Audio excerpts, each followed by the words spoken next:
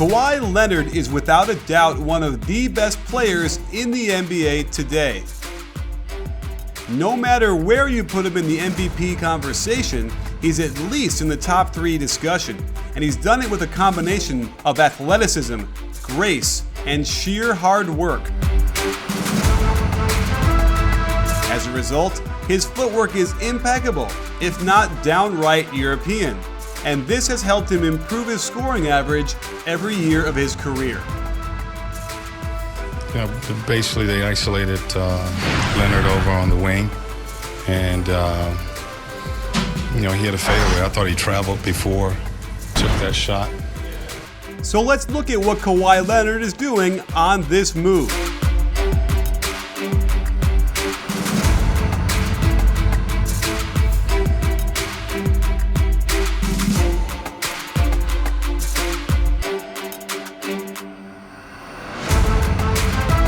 It seems clear that Kawhi has gotten away with a lot of creative footwork, particularly on the catch, and this is one reason why all top NBA scorers are so difficult to guard. Everyone gets away with travels in some form or fashion, and some are overlooked because they don't gain an advantage. But for someone as skilled as Kawhi, I was surprised that he switched pivot feet so often.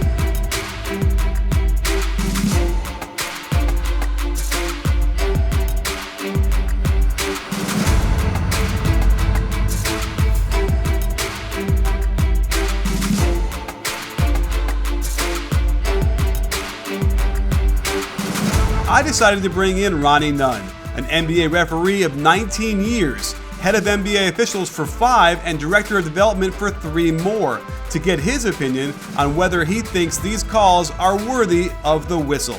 Well, thanks for coming on the show, Ronnie. I'm really happy to have you break down some of these plays because I don't want to make it seem like I'm nitpicking here because all these players, I'm sure, do some version of traveling or moving their pivot feet. But what do you say? Should we break down the first clip here and to talk about what's going on with Kawhi Leonard?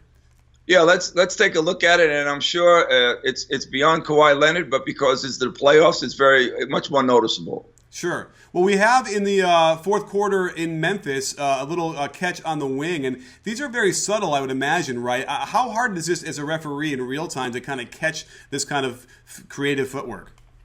Yeah, well, this is kind of like a dance step there that all of a sudden he's using 2 to 3 step moves after he's established a pivot. And, cosmetically, it's not as noticed because it's been an accepted practice. This is the problem. Is it an easy call to make for the officials? Absolutely. I would suspect that a high school official would make that call in a New York minute, or a second for that matter. The bottom line is that we've gone away from really focusing on that. And I think we have to focus on it because it's about the integrity of the game, especially when it comes to travel. When he catches the ball here, he's in a hop and he lands on one foot, the right foot. That would probably legally establish his right foot as the pivot, wouldn't you say? Yeah, I mean, he really, as we look at it again, yes, he does. He catches it on the right foot, and it's pretty simple. And right now, there's just a casualness on the manner of what we allow players to do without that strictness of recognizing the pivot. And it's not a hard thing for players to do. They know it. They just have gotten out of the box of it. For sure. And I want to make sure that this is not necessarily nitpicking because it's important as the play develops. He's going to want to use his left foot as the pivot foot as the inside ball screen comes. And he realizes that, I had the wrong pivot foot. And so he's now gaining an extra advantage. If his right foot would continue to be the pivot foot, he wouldn't be able to use that screen really easily. And so this is why it's not like, I'm not trying to get all technical and nitpicky. This is like an unfair advantage because he chose the right foot. So let's move on to our another clip here, which is happening in the Rockets series a little bit more recently on the catch.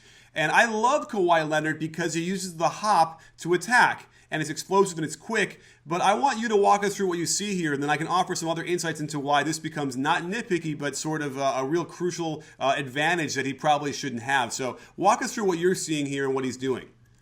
Well, he comes right up diagonally or up from the baseline up, which is great as a scoring player. He gets the ball at a good location, and he establishes the left foot as the pivot foot. Here's the problem that happens to Kawhi Leonard and all the other face-up players that get catches like this. They split both feet, and then they make their drive. So this is paramount throughout the league that we have this split. And it's something that I know a high school official and college officials, to their credit, would not allow. But it is creeping everywhere once it begins to be established in the NBA. Sure. And now what he is so good at is splitting on the catch. As the ball's coming, the ball's in the air, you're in the air. And when he lands, after catching it, his feet are split and he goes. That's a great way to attack. But you're right, because he's so used to doing that, and he is probably the best NBA player at doing that in the league, he's now doing it after he's catching the ball. And so it's clear to me, and what you're telling me is it is a travel. You are lifting both feet up and then putting them both down. And I like the explosive move, but you got to put the ball on the ground with a dribble before you even start to do that, right? Yeah, you have to do that. And yeah, absolutely. As a matter of fact, the split alone shows that the ball almost hasn't been released yet. So that moves the pivot foot markedly and noticeably different. So, this is a behaviors. These are maneuvers that get into the game that really bother the traditionalists.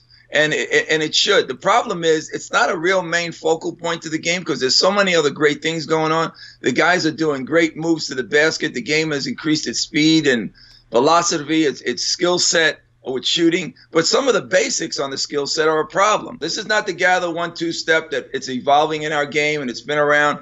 That's feasible, understandable, and confirmable. This one is stuff that bothers people when you're walking around with the ball before you even begin to make your attack or your pass. For sure. And I think we made a couple good points here why it is an advantage. And that's the whole key. We see guys walk when they catch the ball in the backcourt and no one's guarding him or whatever. But when you start to get an advantage on the attack, it becomes virtually impossible to stop anybody. And that's the concern going forward is if we don't stop it here, what will happen in the future with the way we call these games. I think last year we put one on at the elbow where the guy took 7 steps before he made a pass. Mm-hmm. And that's the one that I think just makes our product in the NBA a diminished one.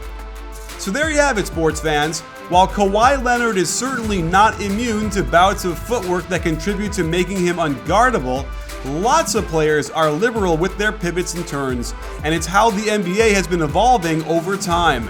So we'd all better get used to how the game is being called now, but I do fear that if we continue on this trajectory, we might not even see what we consider blatant calls made anymore.